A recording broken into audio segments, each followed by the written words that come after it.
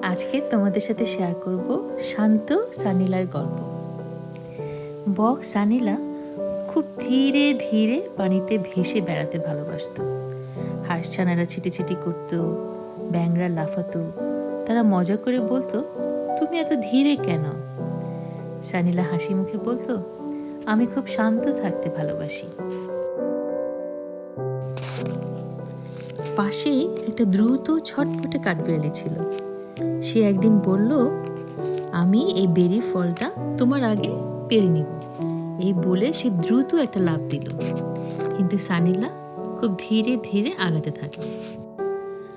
হঠাৎ বড় একটা ছপাত, কাঠবিড়ালিটা পিছলে পানিতে পড়ে গেল। সে তো সাঁতারই জানে না। তখন সানিলা খুব দ্রুত তাকে তুলে তীরে নিয়ে আসলো। এরপর কাঠবিড়ালি বলল, ধন্যবাদ সানিলা। হাঁসছানাগুলো বলল, সানিলা, তুমি শুধু সাহসী আর দয়ালুই নয়, অনেক শান্তশিষ্ট। সানিলা মুচকি হেসে বলল, কোনো কিছু পেতে হলে আসলে তাড়াহুড়ো করতে নেই। তাহলে এই গল্প থেকে আমরা কি শিখলাম?